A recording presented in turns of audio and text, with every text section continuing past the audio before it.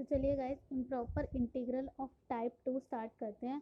ठीक है, तो मैंने टाइप 1 पहले की वीडियो में डाल रखा है, टाइप 2 है ये हमारा। और तो इस टाइप 2 में भी ना हमारी 3 डेफिनेशन होंगी अलग अलग तरीके की। तो सबसे पहली डेफिनेशन कौन सी है इसमें टाइप 2 में? सबसे पहले में क्या आता है कि मैं इसको ना एक तरीके से बता रही हूँ कि किस तरीके का दिखता है टाइप 2 वाला इंटीग्रल। अगर हमारा फंक्शन कोई ए से लेकर लिमिट कहीं इन्फिनिटी पे जा रही है, ठीक है, ए से लेकर कहीं इन्फिनिटी पे जा रही है, मतलब एक कोई लोअर लिमिट होगी और दूसरी लिमिट कौन सी है, इन्फिनिटी वाली और फंक्शन की। ठीक है, तो उसको ऐसे इंटीग्रल को हम टाइप 2 कहते हैं जब लिमिट हमारी इन्फिनिटी पे हो। लिमिट हमारी इन्फिनिटी पे ऐसा इंटीग्रल होता है टाइप 2 वाला।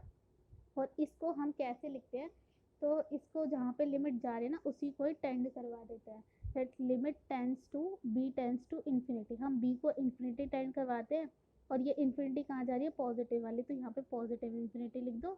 और यहाँ पर लिख दो इंटीग्रल ऑफ फंक्शन ए से लेकर अब बी तक चला जाएगा।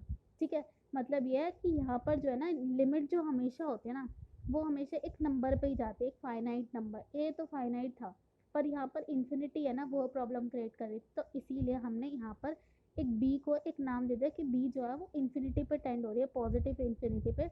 इसीलिए मैंने यहाँ पर अपर लिमिट में बी डाल दिया, ताकि अगर मैं इसको पूरा सॉल्व करूँगी बाद में इसकी limit as a B tends to infinity बाद में पुट करूँगी। ठीक है, इसीलिए हम ऐसा करते हैं इस वाली डेफिनेशन में।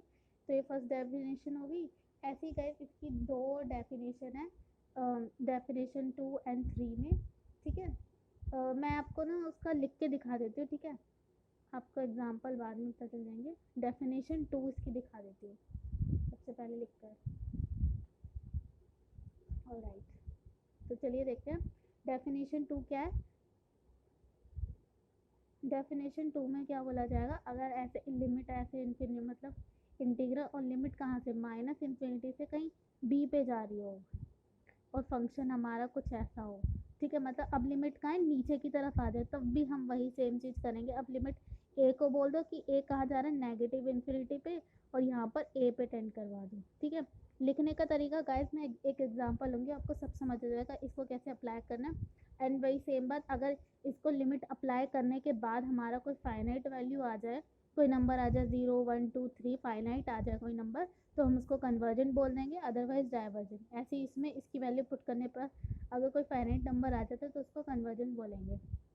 ठीक है, मतलब क्या, अगर ये वैल्यू एक फाइनाइट नंबर दे दे मुझे, फाइनाइट नंबर दे दे, तब हम बोल देंगे इसको कन्वर्जेंट है, अदरवाइज डाइवर्जेंट। ठीक है, सेम इसमें भी यही है, इसी की बात हो रही है इस पर भी। ठीक है, और तीसरी डेफिनेशन क्या होगी गाइस, मैं इसको एक साथ में इसीलिए देखो क्योंकि टाइप 1 में भी ना सेम ही डेफिनेशन है, मतलब ऐसी तीन तरीके के मैंने अलग अलग करके करवाए थे। उसमें जो था उसमें भी 3 डेफिनेशन थी, इसमें भी ऐसी 3 डेफिनेशन है। और ऐसी अगर मान लो ऐसी मतलब थर्ड डेफिनेशन में दोनों को अप्लाई करना होता है, मतलब अगर है हमारी ऐसे माइनस इन्फिनिटी से प्लस इन्फिनिटी में दे रखी होगी तब हम उसको ऐसे दो पार्ट में ब्रेक कर देंगे, माइनस इन्फिनिटी से सी तक फंक्शन, प्लस में सी से लेकर इन्फिनिटी तक फंक्शन। अब देखो इस वाले में ये टाइप 2 वाली लगेगी, मतलब टाइप 2 नहीं डेफिनेशन 2 लगेगी इस वाले में, और इस वाले में डेफिनेशन 1 लगेगी, तो मतलब डेफिनेशन 3 में दोनों ही हमारे हो जाते हैं। और देखो अगर एक डाइवर्जेंट आ गया और एक कन्वर्जेंट आ गया तब भी हम दोनों को कंबाइन बोल के क्या बोलेंगे, डाइवर्जेंट। जब दोनों कन्वर्जेंट फाइनाइट वैल्यू देंगे ना, मतलब दोनों कन्वर्जेंट होंगे तभी हम इस वाले को कन्वर्जेंट बोलेंगे, अदरवाइज ये डाइवर्जेंट ही होगा। ठीक है, और इसकी भी वैल्यू क्या आनी चाहिए, इसकी भी वैल्यू एक फाइनाइट नंबर आना चाहिए, फाइनाइट नंबर आना चाहिए, और इसकी वैल्यू भी एक फाइनाइट नंबर आना चाहिए। ठीक है, तभी हम बोलेंगे, तभी इन दोनों को कंबाइन करके बोलेंगे हम कि ये चीज़ जो है वो कन्वर्जेंट है, इस चीज़ को कंबाइन करके बोलेंगे। ऑलराइट, तो चलिए मैं आप एक एग्जांपल ले लेती हूँ। तो एक एग्जांपल मैंने लिया है यहाँ पर, इसमें हमें डिस्कस दी कन्वर्जेंस ऑफ एक दे रखा है 1 से लेकर इन्फिनिटी तक 1/x² dx। ठीक है, ये हमारा फंक्शन है। अब देखो इसमें कौन सी डेफिनेशन फर्स्ट वाली अप्लाई हो रही है। ठीक है, फर्स्ट वाली देखो, अप्लाई करना ना बिल्कुल सेम प्रोसेस है बाकी जैसे सब में होगा। ठीक है, इन दोनों में बस देखना है आपको कैसे होगा, आपको सेम चीज़ लिखनी है, बस आपको इसमें ऐसे में ये ऐसी लिमिट लगानी है और ऐसे वाले में ऐसी वाली। मेरा ऐसा वाला तो मैं ऐसी लिमिट लगाऊंगी, और इसमें पहले फंक्शन बता देना है कि आपका फंक्शन कैसा है।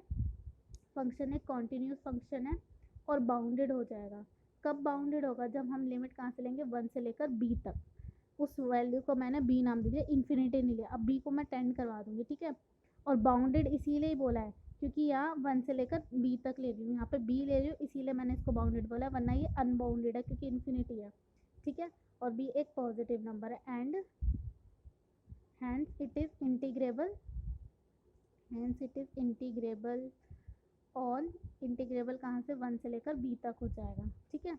देयरफॉर, और आपको इसको ये भी बताना है कि ये कौन सा टाइप है, ठीक है। Therefore function is an improper integral of type 2, ठीक है। ये टाइप 2 का इम्प्रॉपर इंटीग्रल है। अब इसको सॉल्व करना चलते हैं।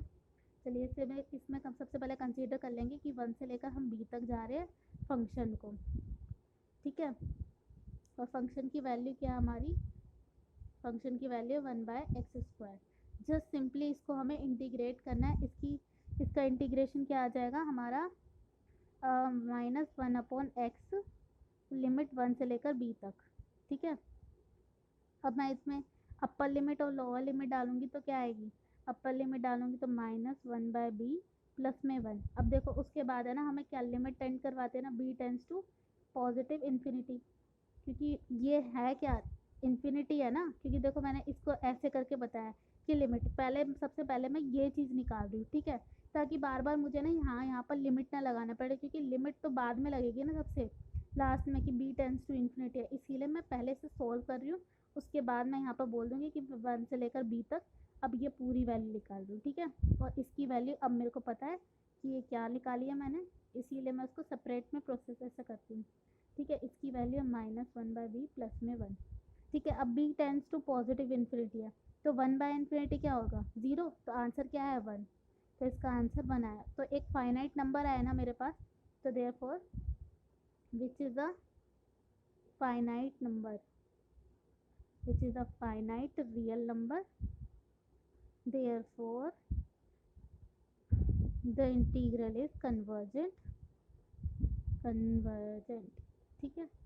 आई होप आपको समझ आया होगा। देखो अगर आपके पास ऐसा कोई फंक्शन हो कि -इन्फिनिटी कोई नीचे लिमिट दे रखी हो, तब भी आप बिल्कुल सेम प्रोसेस करोगे, मतलब इसको जैसे इंटीग्रेट करते हैं वैसे लिमिट जैसे लगाते हैं वैसे ही करोगे, बस बाद में यहाँ पर a की जगह -इन्फिनिटी आ जाएगा और इस 1 की जगह यहाँ पर a चलता रहेगा, ठीक है। जैसे b चल रहा है वैसे इसकी इंटीग्रल कैसे जगह a b जो भी आपको दे रखा है, ठीक है।